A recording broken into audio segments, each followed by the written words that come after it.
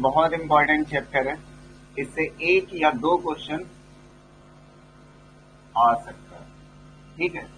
और सिंपल सा चैप्टर है, ठीक है। मैं बता रहा हूँ बहुत बहुत बहुत इंपॉर्टेंट है, ठीक है। तो मैं तो कोशिश करूंगा अपनी तरफ से, ठीक है, जितना हो सकता है बेहतर पढ़ाओ, ठीक है, आप करके जिससे क्वेश्चन आ सको, ठीक है। चलिए देखते हैं हीट ट्रांसफर होता क्या है, ठीक है। मैंने आपको थर्मोडायनेमिक्स में एक बात बताई थी। थर्मोडायनेमिक्स जो हम पढ़ते हैं उसमें सिर्फ अमाउंट ऑफ हीट की बात करते हैं। थर्मोडायनेमिक्स में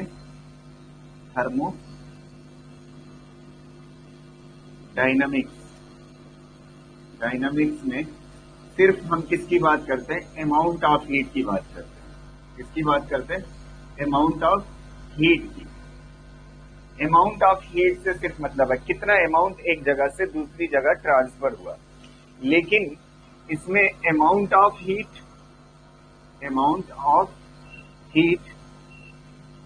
डिवाइड बाई टाइम की बात करते हैं।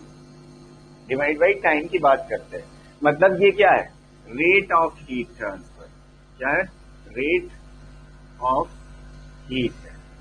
ये क्या है? रेट ऑफ हीट है। किस रेट से हीट ट्रांसफर हुई, मतलब इसमें जो भी चीजें आप पढ़ोगे इसमें जूल पर सेकंड होगा। एनर्जी की यूनिट जूल और टाइम की यूनिट सेकंड। तो जूल पर सेकंड मतलब वाट। वाट मतलब क्या होता है? पावर की बात हम करने जा रहे हैं। किसकी बात? पावर की बात। और जो थर्मो में हमने पढ़ा था वो किसकी बात की थी? सिर्फ जूल की बात की थी। एनर्जी ट्रांसफर कितनी हुई उसकी बात की थी, ठीक है। ये बात क्लियर रहनी चाहिए आपको। और दूसरी चीज, एक चीज और समझिएगा। दूसरी चीज ये है कि मैंने आपको बताया था जब कोई बॉडी हो, मतलब जैसे मान लेते हैं यहाँ पे कोई लिक्विड या कुछ भी है, जो भी है, या एक बॉडी है, समझ आ रहे? इस बॉडी के अंदर जो एनर्जी होती है वो इंटरनल एनर्जी होती है। वो कौन सी होती है? इंटरनल एनर्जी होती है। समझ आ रही ना बात? वो कौन सी एनर्जी होती है? Internal energy. समझ आ रही ना? अब ये मान लेते हैं ये 50 डिग्री सेंटीग्रेड पे। कितने पे? 50 डिग्री सेंटीग्रेड पे। और एक दूसरी बॉडी है, ठीक है, वो इसके पास भी इंटरनल एनर्जी होगी। इसके पास भी क्या होगी? इंटरनल एनर्जी होगी। समझ आ रही ना बात? और इसका टेम्परेचर जो है वो 20 डिग्री सेंटीग्रेड है। इसका 50 है और इसका क्या है? 20 डिग्री सेंटीग्रेड है। अब देखिएगा, ध्यान से समझिएगा मेरी इस बात को, ठीक है। एक बॉडी है जिसके पास 50 डिग्री सेंटीग्रेड टेम्परेचर है और एक दूसरी बॉडी है जो कितने पे है? 20 डिग्री सेंटीग्रेड पे। अब इन दोनों बॉडी के टेम्परेचर में क्या है? डिफरेंस है। दोनों बॉडी के टेम्परेचर में क्या है? डिफरेंस है। अच्छा, टेम्परेचर का डिफरेंस जो होता है, बेसिकली मैंने आपको पढ़ाया है, ये चीज आपको केटीजी में पढ़ाया है। अगर आप ध्यान से देखोगे, आप जाके केटीजी की लाइन खोलिए, मतलब चैप्टर खोलिएगा और उसमें एक चीज देखोगे, temperature is directly proportional to pressure और pressure is directly proportional to kinetic energy और kinetic energy is directly proportional to RMS speed. समझ आ रही ना बात? ये चीज मैंने आपको थर्मो में पढ़ाई थी। मैं ये कहने का सेंस ये है, इसका कहने का सेंस क्या है? सी क्या है? Speed. RMS speed. RMS root mean square speed है, मतलब जो उसमें मॉलिक्यूल्स चलते हैं ना उनकी आरएमएस स्पीड है। समझ आए? तो आरएमएस स्पीड की वजह से काइनेटिक एनर्जी होती है, आरएमएस स्पीड की वजह से प्रेशर होता है, आरएमएस स्पीड की वजह से टेम्परेचर होता है। समझ आ रही है? या ऐसे आप समझ लीजिए, यहां पे एक चीज आप समझिएगा, जिसके पास टेम्परेचर ज्यादा होगा, जिसके पास temperature is directly proportional to RMS speed. यही है ना रिलेशन? आरएमएस स्पीड, जिसके पास आरएमएस स्पीड ज्यादा होगी उसके पास टेम्परेचर ज्यादा होगा। जिसके पास आरएमएस स्पीड ज्यादा होगी उसके पास टेम्परेचर ज्यादा होगा। तो इसके पास टेम्परेचर ज्यादा है, इसका मतलब इसके मॉलिक्यूल्स या एटम के पास क्या है? आरएमएस स्पीड ज्यादा है, वो ज्यादा तेजी से ऑसिलेट कर रहा है।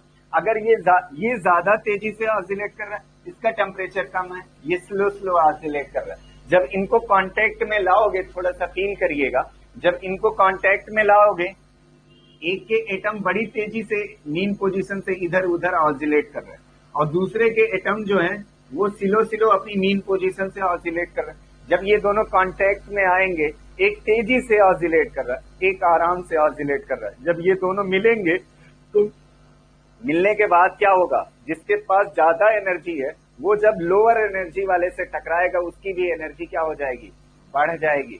तो इसकी एनर्जी जो है, अच्छा जो तेजी से चल रहा था वो टकराने के बाद उसकी स्पीड क्या हो जाएगी, कम हो जाएगी, और जो स्लो था उसकी स्पीड क्या हो जाएगी, बढ़ जाएगी। तो इसका मतलब क्या है, इसकी स्पीड बढ़ना, इसके मॉलिक्यूल्स की स्पीड बढ़ना मतलब क्या है, स्पीड बढ़ना मतलब टेम्परेचर बढ़ना।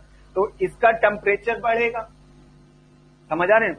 तो इसका टेम्परेचर बढ़ेगा, क्यों बढ़ेगा, क्योंकि इसके जो एटम्स या मॉलिक्यूल्स है उनके पास स्पीड ज्यादा है, तो स्लो वाले से जब टकराएगा तो उसकी स्पीड बढ़ा देगा, और ये खुद क्या हो जाएगा, टकराने के बाद स्लो हो जाएगा, जो फास्ट चल रहा था वो स्लो हो जाएगा। तो इसका टेम्परेचर घटेगा और इसका टेम्परेचर बढ़ेगा। अच्छा, जब यहां से एक बॉडी से दूसरी बॉडी को जो चल के जाता है उसे ही क्या कहते हैं, हीट ट्रांसफर कहते हैं, उसे ही क्या कहते हैं, हीट ट्रांसफर कहते हैं।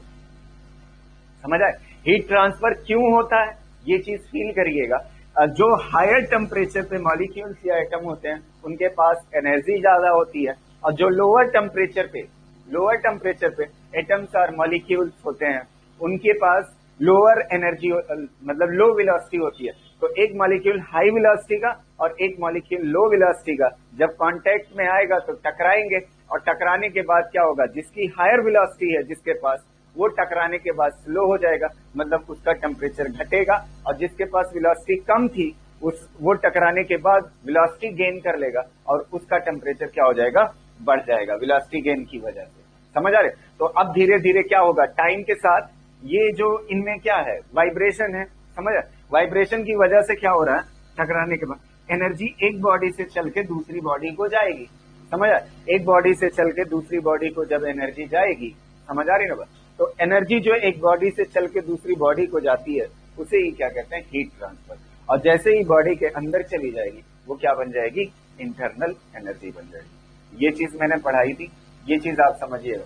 तो एक चीज आपको समझ आ रहा है, अगर आपसे ये कहा जाए दो तरह की चीजें होती है, एक चीज होती है हीट और दूसरी चीज होती है वर्क। क्या होती है, वर्क। इसकी यूनिट क्या होती है, जूल, और इसकी यूनिट होती है कैलोरी। क्या होती है, कैलोरी। और कैलोरी को जूल में बदला जा सकता है, कैलोरी को जूल में कन्वर्ट किया जा सकता है। तो मतलब दोनों एक जैसी चीजें हैं, मतलब हीट भी एक, हीट और वर्क दोनों लगभग क्या है, सिमिलर चीजें हैं, बस इसकी यूनिट कैलोरी है और इसकी यूनिट जूल है। समझ आ रही है ना। तो दोनों में फर्क क्या है बेसिकली, वर्क और हीट में। तो एक चीज आप समझिएगा, ये जो वर्क होता है, वर्क ये मैकेनिकल चीज है। कैसी है, मैकेनिकल। मैकेनिकल मतलब जिसमें क्या कहते हैं, फोर्स आ जाए। अच्छा, जिसमें फोर्स आएगा उसमें वेलोसिटी होगी, डिस्प्लेसमेंट होगा, ये सारी चीजें होगी। समझ, जिसमें डिस्प्लेसमेंट होगा उसमें वेलोसिटी होगी, जिसमें वेलोसिटी होगी उसमें एक्सीलरेशन होगा। समझ आ गया। और जिसमें एक्सीलरेशन होगा वहां पे फोर्स होगा। समझ आ, तो उसको क्या बोलते हैं, मैकेनिकल। तो वर्क जो होता है वो बेसिकली किसकी वजह से होता है, डिस्प्लेसमेंट की वजह से, फोर्स इनटू डिस्प्लेसमेंट। समझ आ रहे हो। और ये जो हीट होता है ये नॉन मैकेनिकल होता है। कैसा होता है, नॉन मैकेनिकल। इसका नेचर जो होता है नॉन मैकेनिकल। नॉन मैकेनिकल मतलब ये जो हीट होती है ये किसकी वजह से होती है, मॉलिक्यूल्स की स्पीड की वजह से होती है। समझ आ रही है ना। अब आप देखिएगा, अगर मैं हीट दूंगा, अगर मैं हीट दूंगा किसी बॉडी को, जैसे एक बॉडी हमारे पास है, इसको मैं हीट दूं, हीट देने पे क्या होगा, हीट देने पे मॉलिक्यूल्स की वेलोसिटी बढ़ जाएगी, और स्पीड का बढ़ना मतलब क्या है, टेम्परेचर का बढ़ना। स्पीड का बढ़ना मतलब टेम्परेचर का बढ़ना। इसीलिए इसको नॉन मैकेनिकल बोलते हैं, क्योंकि ये फोर्स और डिस्प्लेसमेंट से रिलेटेड नहीं है। ये किससे है, अगर आप हीट देते हो तो मॉलिक्यूल्स की काइनेटिक एनर्जी बढ़ जाती है, काइनेटिक एनर्जी चेंज होती है, और काइनेटिक एनर्जी चेंज होना मतलब आरएमएस स्पीड का बढ़ना, आरएमएस स्पीड का बढ़ना मतलब टेम्परेचर का बढ़ना।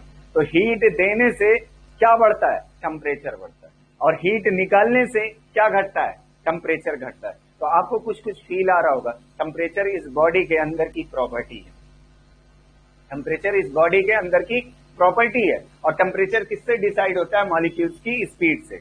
किससे डिसाइड होता है, मॉलिक्यूल्स की स्पीड से। समझ आ रहे हो, टेम्परेचर किससे डिसाइड होता है, मॉलिक्यूल से, मॉलिक्यूल्स की स्पीड से। और एक चीज आप यहाँ पे, एक क्वेश्चन थ्योरेटिकल पूछा जा सकता है, वो यहाँ पे आप जरूर लिख लीजिएगा। अब ये टेम्परेचर जो है मॉलिक्यूल्स की स्पीड से डिसाइडेड है, ठीक है। अगर मैं आपसे पूछूं कब कोई मतलब जैसे एक बॉडी है, उसका मॉलिक्यूल्स का मोशन कब रुक सकता है, उसके एटम का मॉलिक्यूल या एटम का मोशन कब रुक सकता है, तो जब टेम्परेचर 0।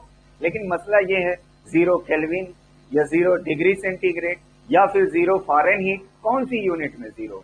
तो एक चीज याद रखिएगा, हम एसआई यूनिट में सारी चीजें पढ़ते हैं।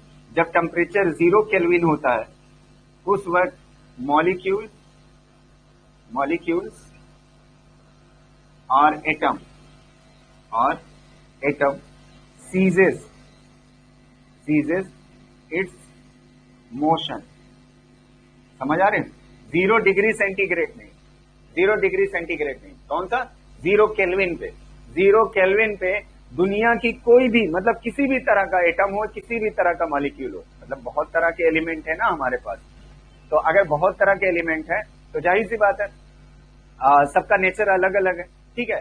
तो चाहे जो एटम हो, मतलब हर एक एटम अगर 0 केल्विन पे रख दिया जाए तो वो क्या कर जाता है, उसके मॉलिक्यूल्स का मोशन स्टॉप कर जाता है। समझ आ रही है? और इसी को बोलते हैं एब्सोल्यूट टेम्परेचर। क्या बोलते हैं? Absolute zero temperature. Absolute zero temperature क्या बोलते हैं? Absolute zero. एब्सोल्यूट जीरो मतलब क्या होता है? जब टेम्परेचर क्या हो? 0 केल्विन हो। जब टेम्परेचर क्या हो? 0 केल्विन। और जब टेम्परेचर 0 केल्विन होगा उस वक्त प्रेशर भी 0 न्यूटन पर मीटर स्क्वायर होगा या 0 पास्कल होगा। समझ आ रही ना बात? तो एक चीज आप समझिए, मॉलिक्यूल्स सीजेस इट्स मोशन कब ऐसा करता है, कब उसका मोशन स्टॉप होता है? जब टेम्परेचर 0 केल्विन हो। और 0 केल्विन को -273 डिग्री सेंटीग्रेड भी बोला जा सकता है। अभी वो देखेंगे, 0 केल्विन को -273 केल्विन भी बोला जा सकता है। सॉरी, 0 केल्विन को -273 डिग्री सेंटीग्रेड बोला जा सकता है। समझ आए? अब सेंटीग्रेड को यहां पे मैं कर दूं, सेंटीग्रेड को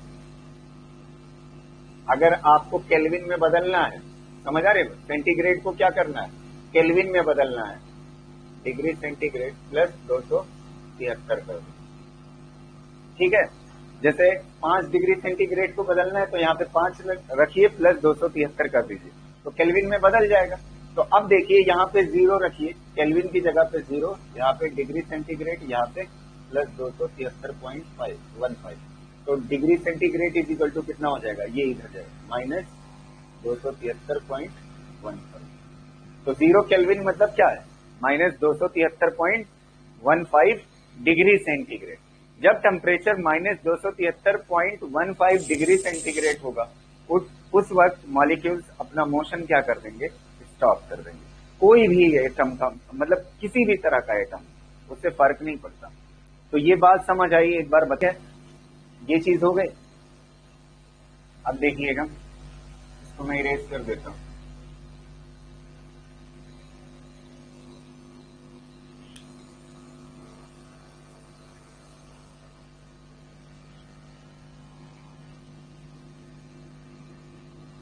थोड़ा इस चीज को फील करिएगा, ठीक है। अब यहां से मतलब चैप्टर समझ लीजिए शुरू होता है आपका, ठीक है। अब जैसे क्या है ना, टेम्परेचर को मेजर करने के लिए हमारे पास बहुत सारी स्केल्स हैं। समझ आ रही है बात? टेम्परेचर को मेजर करने के लिए तो यहाँ पे हेडिंग डाल लीजिएगा, टेम्परेचर के बारे में हम पढ़ने जा रहे हैं। इस पे एक क्वेश्चन आ सकता है टेम्परेचर के बारे में, ठीक है। आप पूरा लिख लीजिएगा, मैं TEMP लिखा हूं टेम्परेचर के बारे में। तो थोड़ा सा देखिएगा, एक स्केल हमारी जो होती है वो यहाँ पे 0 डिग्री सेंटीग्रेड। 0 डिग्री सेंटीग्रेड कब होता है? फ्रीजिंग पॉइंट होता है। कौन सा पॉइंट होता है? Freezing point. जब आइस हमारी बन जाए, क्या बन जाए? आइस बन जाए, फ्रीजिंग पॉइंट। इस टेम्परेचर पे आइस बन जाता है, ठीक है। और यहाँ पे ये बॉइलिंग पॉइंट है। ये क्या है? Boiling point 100 degree centigrade. Boiling point, ये क्या है? बॉइलिंग पॉइंट 100 डिग्री सेंटीग्रेड, ठीक है। ये जो स्केल है ये हमारी डिग्री सेंटीग्रेड, इसमें डिग्री सेंटीग्रेड। जब इसी स्केल को ऐसे और दूसरी वाली केल्विन वाली बनाओगे, केल्विन स्केल, केल्विन स्केल, तो केल्विन स्केल में 0 डिग्री सेंटीग्रेड नहीं बोला जाता, क्या बोला जाता है? 273.15 केल्विन बोला जाता है। ना बोला जाता है 273.15 केल्विन फ्रीजिंग पॉइंट को। 0 डिग्री सेंटीग्रेड मतलब 273.15 केल्विन। और जो बॉइलिंग पॉइंट होता है इसमें 273 में 100 जोड़ दो तो कितना हो जाएगा? 373.15 केल्विन। ठीक है, ये 2 स्केल हो गई। और एक स्केल और हमसे पूछी जाती है जो हमारी एनसीईआरटी में गिवन है, वो कौन सी है? Foreign heat. कौन सी है? Foreign heat. फॉरेन हीट में क्या होता है, जिसको हम 0 डिग्री सेंटीग्रेड बोल रहे हैं उसको क्या बोलते हैं? ये 32 फॉरेन हीट। कितना बोलते हैं? 32 फॉरेन हीट। और जो 100 डिग्री सेंटीग्रेड होता है उस टेम्परेचर को बोलते हैं 212 फॉरेन हीट। कितना बोलते हैं? 212 फॉरेन हीट। ये 3 स्केल है जिसके बारे में हमें पढ़ना है। ठीक है, तो एक चीज आप समझिएगा बढ़िया से। ठीक, ये हो गया। अब आप देखिए, जैसे 2 तरह के क्वेश्चन आते हैं। एक चीज होता है इसको मतलब क्या कहते हैं, डिग्री सेंटीग्रेड को किस में कन्वर्ट करना है? फॉरेन हीट में। या डिग्री सेंटीग्रेड को किस में कन्वर्ट करना है? केल्विन में। इस तरह के क्वेश्चन होते हैं, समझ आए? और ये जो 3 स्केल है सिर्फ इन्हीं 3 तरह की स्केल नहीं है, हो सकता है कई तरह की स्केल हो। हर जगह अपनी अपनी अलग अलग स्केल टेम्परेचर की यूज की जाती है। जैसे कोई कह रहा है इसको जो बर्फ है मतलब आइस जो है। अच्छा, एक चीज और समझिएगा, ये तीनों जो है एटमॉस्फेरिक प्रेशर पे है। इस पे एटमॉस्फेरिक प्रेशर। अब समझिएगा मेरी बात ध्यान से। जैसे कोई कह रहा है जो डिग्री सेंटीग्रेड वाला जानता है, वो कहता है अगर आइस है तो वो बोलेगा कि 0 डिग्री सेंटीग्रेड पे है। इस पे 0 डिग्री सेंटीग्रेड। लेकिन जो फॉरेन हीट समझता है, जब आइस बनी हुई देखेगा तो वो बोलेगा उसका टेम्परेचर 32 डिग्री फॉरेन हीट है। तो दोनों तो सेम ही चीज कह रहे हैं, आइस ही है। आइस का टेम्परेचर जो है, जब आइस फॉर्म होता है, ये 0 डिग्री सेंटीग्रेड कह रहा है, उसको ये अपनी लैंग्वेज में बोलता है 32 डिग्री फॉरेन हीट। तो सबकी अपनी अपनी लैंग्वेज है, समझ आए? ये एक तरह से क्या है, ये जो स्केल है एक लैंग्वेज है, बताने का तरीका है। और जब बॉयल करता है वाटर तो 1 एटमॉस्फेरिक प्रेशर पे, किसपे? 1 एटमॉस्फेरिक प्रेशर पे जब बॉयल करता है वाटर तो उस वक्त टेम्परेचर कितना होता है? 100 डिग्री सेंटीग्रेड। तो जो फॉरेन हीट वाली स्केल इस्तेमाल कर रहा है वो कितना बोलेगा? 212 डिग्री फॉरेन हीट। बात तो एक ही है ना, क्या फर्क पड़ता है? तो ये 3 स्केल है। अब इसमें जो क्वेश्चन आता है कि एक यूनिट को मतलब डिग्री सेंटीग्रेड को कन्वर्ट करिए फॉरेन हीट में या केल्विन को कन्वर्ट करिए फॉरेन हीट में। ये सारे क्वेश्चन का आंसर बस एक फार्मूला आप याद रखिए, उससे हम दे सकते हैं। ठीक है, और वो फार्मूला क्या होगा? सबसे पहली चीज रीडिंग, रीडिंग किसी भी स्केल, समझ आ रही है बात? Minus freezing point, freezing point divide by boiling point, boiling point minus freezing point. इस फार्मूले को लिखिए, आपको समझ आएगा पूरा, बस थोड़ा सा सबर करके देखते जाइए। Is equal to constant heat, is equal to constant. किसी भी स्केल के लिए, किसी भी स्केल के लिए, कोई भी स्केल हो, समझ आ रहे हो? कोई भी स्केल हो, उसकी जो रीडिंग है उस वक्त पे, समझ आए? वो reading minus freezing point divide by boiling point minus freezing point, इनका रेशियो जो होता है वो हमेशा क्या होता है? के होता है, एक कांस्टेंट होता है, चाहे जो स्केल है। जैसे मान लेते हैं, अभी पहले ये वाली स्केल लेते हैं, ध्यान से देखिएगा। कौन सी स्केल लेते हैं? डिग्री सेंटीग्रेड वाली, समझ आ रही? मान लेते हैं यहाँ पे कोई वैल्यू मुझे लेना है और उस वक्त टेम्परेचर जो हो रहा है समथिंग डिग्री सेंटीग्रेड जो भी हो रहा है, समझ आ? उसकी वैल्यू मुझे नहीं पता। ठीक है, तो यहाँ पे मैं ले लेता हूँ सी, क्या ले लेता हूँ? Degree centigrade. मुझे ये वाली वैल्यू अभी नहीं पता है। रीडिंग मतलब जो भी टेम्परेचर यहाँ पे शो कर रहा है किसी चीज का, वो मुझे नहीं पता है। यहाँ पे रीडिंग लिख लिया। Minus freezing point 0 degree centigrade, कितना 0, डिवाइड बाई बॉइलिंग पॉइंट कितना होता है 100, माइनस फ्रीजिंग पॉइंट इसका कितना होता है 0। समझ आ रही ना? ये हमेशा क्या रहेगा, कांस्टेंट के बराबर रहेगा। ठीक है, अब ये एक स्केल हो गई, क्या हो गई, एक स्केल। अब दूसरी स्केल देखिएगा, दूसरी स्केल ये वाली रखिए, ये वाली जब आप रखोगे इसमें क्या होगा, रीडिंग पहले इसकी रीडिंग मान लेते हैं यहाँ पे एफ आएगी, क्या आएगी एफ, बस सुनते जाइएगा आपको अभी समझ आ जाएगा। ठीक है, परेशान ना होइए। मान लेते हैं यहाँ पे एफ है रीडिंग, माइनस फ्रीजिंग कितना है इसका, इस वाले को कर रहे हैं, केल्विन वाले को कर रहे हैं, केल्विन वाले को कर रहे हैं, तो केल्विन वाले को करोगे, मान लेते हैं यहाँ पे कोई टेम्परेचर के हो रहा है, रीडिंग कितना हो रही है के। अच्छा इसका क्या कहते हैं, फ्रीजिंग पॉइंट कितना है 273.15, डिवाइड बाई क्या होगा, boiling point minus freezing point, boiling point कितना है 373.15 माइनस 273.15। समझ आ रही ना बात? अब देखिए यहां से कितना बचेगा, degree centigrade divide by, degree centigrade लिखिएगा, पता चला 0 लिख लिए, degree centigrade divide by 100 is equal to ये के माइनस 273.15 डिवाइड बाई ये 373 में से 273 गया तो कितना हो जाएगा 100, ये 100 कैंसिल। ठीक है, तो degree centigrade is equal to कितना हो जाएगा, degree centigrade is equal to K minus 273.15। तो यहां से के इज इक्वल टू क्या हो जाएगा, के is equal two degree centigrade plus 273, यही फार्मूला बनेगा। यही तो मैं कह रहा था, समझ आई बात आपको, कि आप क्या करिए, जितना डिग्री सेंटीग्रेड को केल्विन में बदलना है आप उसकी वैल्यू रखिए, 20 रखिए, 30 रखिए, 40 रखिए, उस हिसाब से केल्विन आता जाएगा। समझ आ रहे हो? यहाँ पे 0.15 ले लीजिएगा, एक्यूरेट वैल्यू 0.15। क्लियर है? एक चीज और दिखाता हूँ, अगर मतलब यही चीज फिर अब दूसरे के लिए करते हैं, दूसरे के लिए मतलब एक बार डिग्री सेंटीग्रेड ले लेते हैं और एक बार ये वाला ले लेते हैं।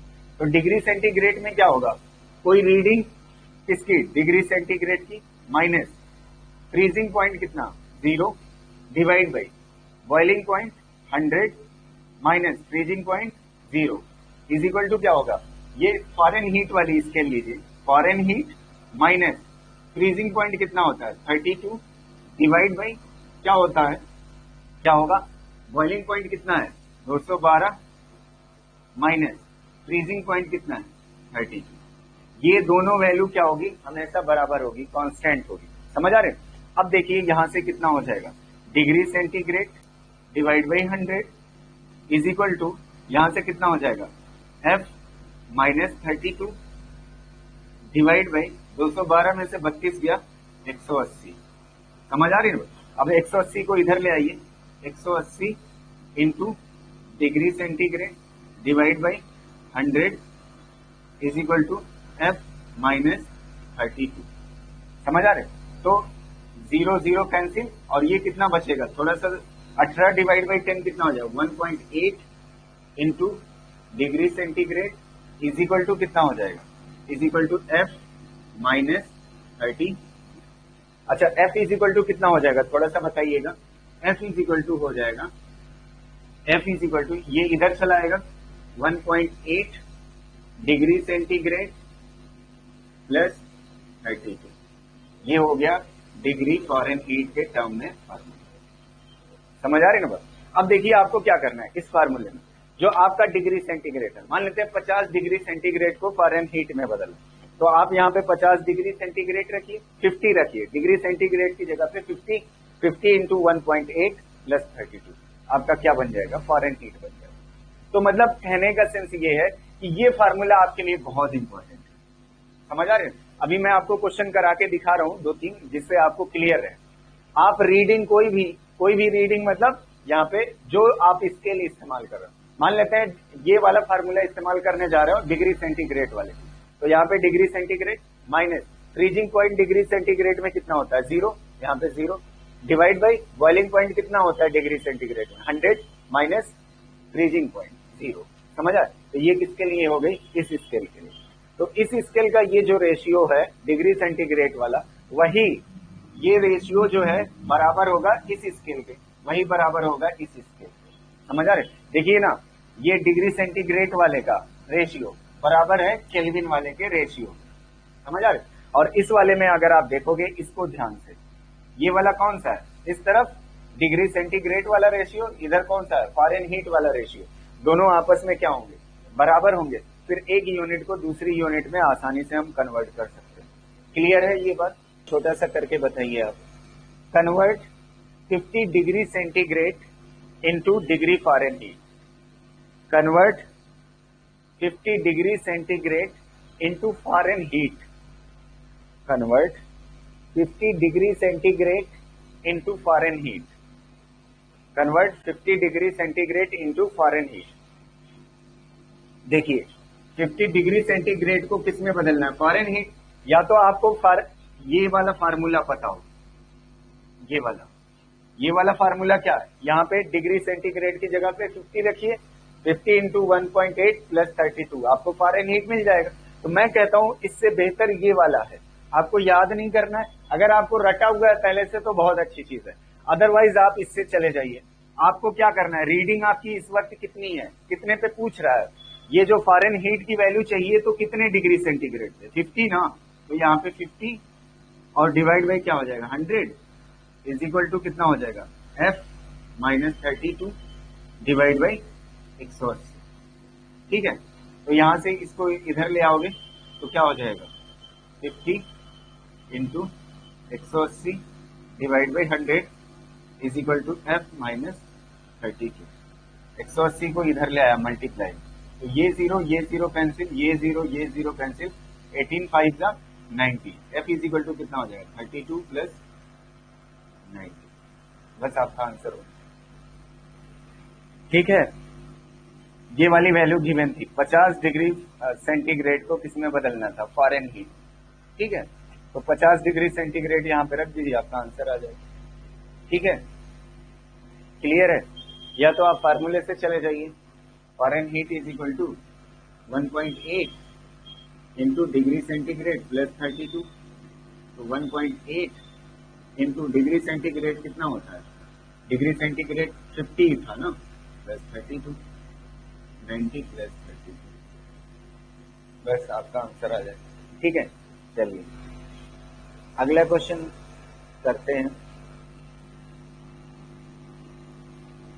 एक क्वेश्चन लिखिएगा।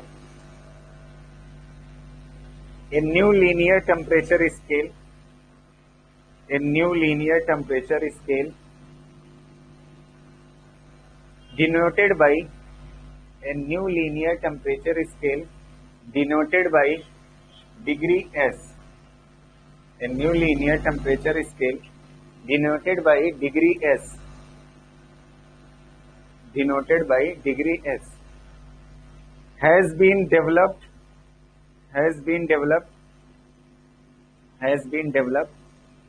where the freezing point of water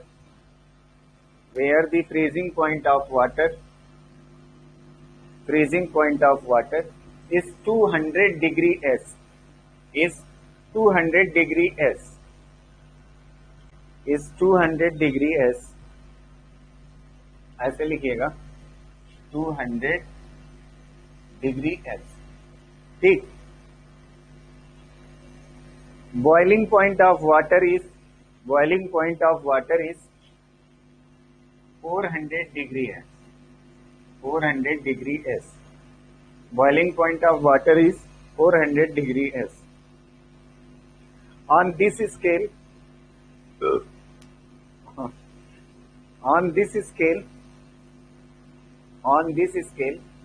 500 degree S, 500 degree S corresponds in